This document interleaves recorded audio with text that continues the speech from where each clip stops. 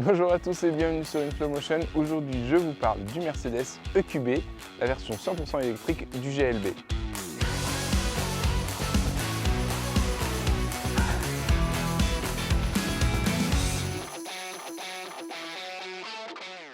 Alors, le EQB, c'est la version électrique du GLB. Ce qui le caractérise, c'est à l'avant, comme vous pouvez le voir, une face vraiment spécifique avec une grande calandre pleine et surtout des feux très effilés, alors que sur le GLB c'est carré et on a ce grand bandeau lumineux qui traverse toute la voiture. Globalement, je trouve que le EQB est quand même plus réussi esthétiquement que le GLB.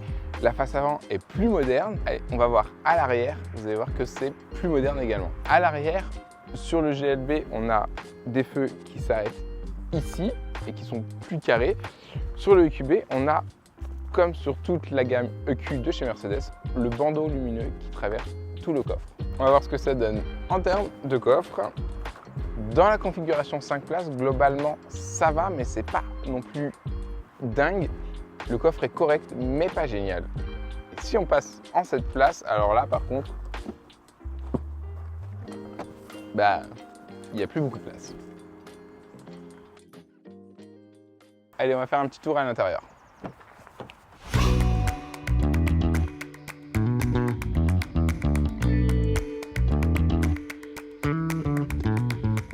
Globalement, j'aime beaucoup le design du EQB. La planche de bord, je la trouve vraiment très jolie, très moderne. Sur l'écran central, on a le menu Mercedes qui est assez intuitif. Il répond plutôt bien. On a quand même quelques petits bugs par-ci par-là. Malheureusement, on n'a pas le CarPlay sans fil. C'est un peu dommage sur un véhicule premium. On retrouve un écran entièrement digital derrière le volant qui peut être personnalisable en termes de design. Sur la console centrale, on a un petit pavé tactile qui nous permet de naviguer dans le menu si on ne veut pas utiliser l'écran tactile. On a ici juste un repose-main.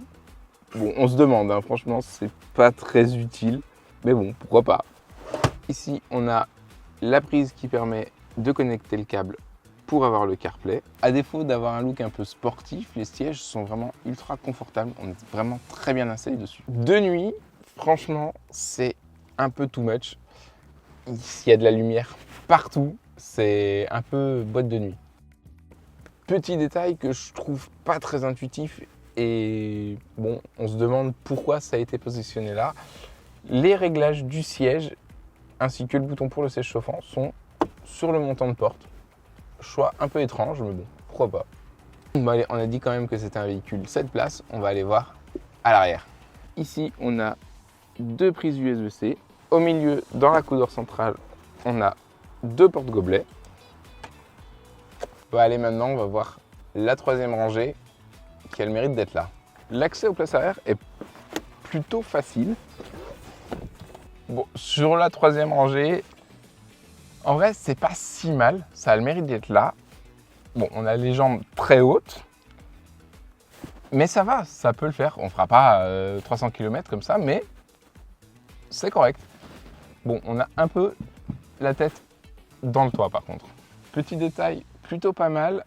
Au niveau de la troisième rangée, on a une prise USB-C de chaque côté. Et on a même deux petits porte-gobelets. Alors maintenant qu'on a vu le design extérieur et intérieur, on va aller faire un petit tour sur la route.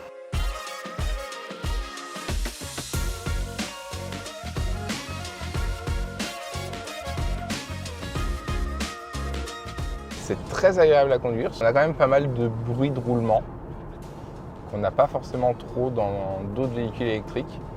Mais c'est pas plus dérangeant que ça. C'est assez dynamique.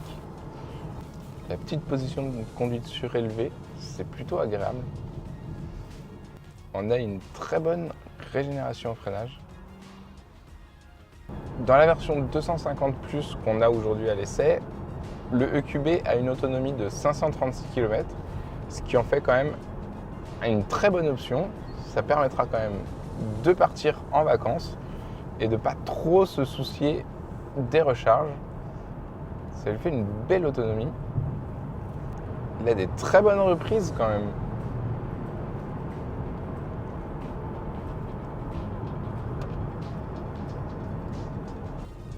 L'avantage de son look un peu cubique, c'est qu'on a des très grandes surfaces vitrées et du coup, eh ben, on a un habitacle bien lumineux et surtout on a une belle visibilité à 360 degrés.